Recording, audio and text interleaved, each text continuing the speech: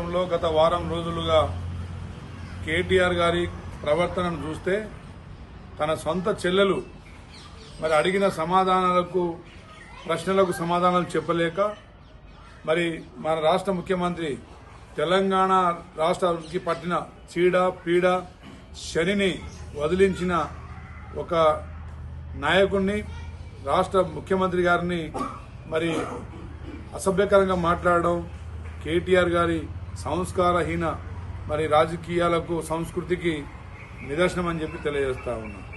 ముందు కేటీఆర్ ఖబర్దార్, ముందు నీ ఇంట్లో ఉన్న సమస్యను తీర్చిదిద్దుకో. నీ సొంత బావ కాళ్ళు ఎట్లయితే పట్టుకున్నారో అట్లే చెల్లెలు కాలు పట్టుకొని సమస్యను సరిదిద్దుకో.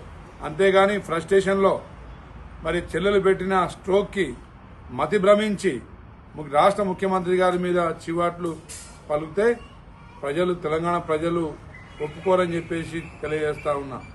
రాష్ట్రంలో 10 సంవత్సరాల్లో మీరు దోచుకున్న సొమ్ము మీద, మీరు చేసిన అవినీతి మీద సొంత కుటుంబ సభ్యురాలే మిమ్మల్ని అసహించుకునే పరిస్థితికి మరి తీసుకొచ్చిందంటే, ఇంకా మీ ప్రవర్తన మారలేదంటే, ఇంకా మీరు అహంకారాన్ని తగ్గించుకోకపోతే మరి రాష్ట్ర ప్రజలు మీకు తగిన బుద్ధి చెప్తారని చెప్పేసి తెలియజేస్తా ఉన్నా. తెలంగాణ రాష్ట్రంలో ఈరోజు అభివృద్ధిని, సంక్షేమ పథకాలని సమపాలలో ముందుకు తీసుకెళ్తూ మరి సాహసోపేతమైన నిర్ణయాలు తీసుకుంటూ ముందుకు తీసుకెళ్లి ఈరోజు హైదరాబాద్కే మరి ఒక ప్రత్యేక గుర్తింపు తెచ్చే విధంగా మన రాష్ట్ర ముఖ్యమంత్రి వర్యులు రేవంత్ రెడ్డి గారు కార్యాచరణ ముందుకు సాగుతుంటే మీరు ఓర్వలేక ఏదో అత్త కొట్టిందని కాదు, పక్కన ఎవరో నవ్విందని చెప్పేసి మరి చందంలో మీరు ప్రవర్తిస్తా ఉన్నారు. ఈరోజు నీ ఇంట్లో ఉన్న సమస్యను తీర్చిదిద్దలేక, సరి చేసుకోలేక మరి రాష్ట్ర ముఖ్యమంత్రి మీద మీరు అసహనాన్ని ప్రకటించడం ఇది మీ అవివేకానికి, మీ బుద్ధిలేని రాజకీయ సంస్కృతికి నిదర్శనం అని చెప్పి తెలియజేస్తా ఉన్నా. ఇప్పటికైనా కేటీఆర్ బుద్ధి మార్చుకో. భవిష్యత్తులో కనీసం ప్రజలు మిమ్మల్ని గౌరవిస్తారు.